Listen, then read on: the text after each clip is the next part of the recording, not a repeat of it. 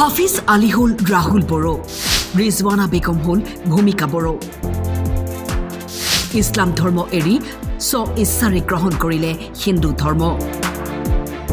কলে হিন্দু ধৰ্ম মোৰ ভাল লাগে। হাফিজ আলীৰ পৰা ৰাহুল বড়ো হৈছোঁ, মোৰ ভাল লাগিছে, সেইকাৰণে মই ৰাহুল বড়ো হৈছোঁ। হিন্দু ধৰ্মটো মোৰ ভাল লাগে, ইছলাম ধৰ্মটো মোৰ ভাল নালাগে। হিন্দু ৰীতি নীতিৰে ধৰ্মান্তকৰণ দম্পতীৰ।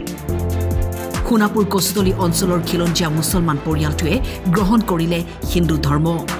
হৰে কৃষ্ণ মন্দিৰ প্ৰাংগণত মুণ্ডন কৰি প্ৰায়শ্চিত্ত কৰি হোম যজ্ঞৰে আয়তীৰ নাম প্ৰসংগৰে ধৰ্মান্তকৰণ কৰে। এতিয়া কি হ'ল? ভূমিকা বড়ো। কেইবাজনো বিশেষ অতিথিৰ উপস্থিতিত ডিমৰীয়াত বৈদিক ৰীতি নীতিৰে মুছলমান দম্পতীয়ে ধৰ্মান্তকৰণ কৰে।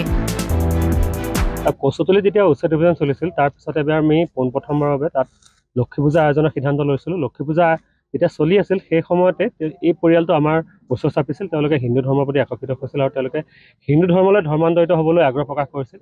তাৰ পিছৰ পৰ্যায়ত প্ৰায় 2 মাহত তেওঁলোকৰ এই যিখিনি আইনী প্ৰক্ৰিয়া আছিল, সেই আইনী প্ৰক্ৰিয়াখিনি সম্পূৰ্ণ হ'ল।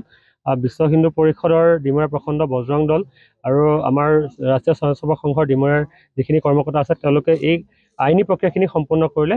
আৰু তাৰপিছত আজি আনুষ্ঠানিকভাৱে তেওঁলোকে বৈদিক পৰম্পৰা অনুসৰি বৈদিক ৰীতি নীতিৰে তেওঁলোকক আজি এই নদীৰ পাৰত, দীঘা নদীৰ পাৰত প্ৰক্ৰিয়া সম্পূৰ্ণ হ'ল।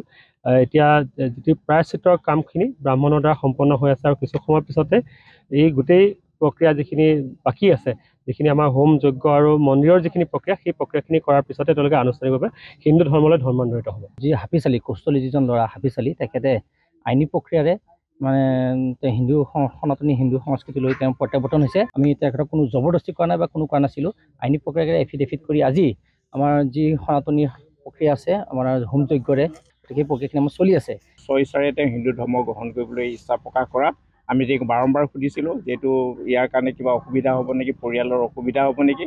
তেওঁ ক'লে যে মোৰ কোনো অসুবিধা নহ'ব, মই হিন্দু ধৰ্ম গ্ৰহণ কৰাত মোৰ কোনো আপত্তি নাই। সোণাপুৰৰ পৰা অজয় তালুকদাৰৰ ৰিপৰ্ট, টাইম 8।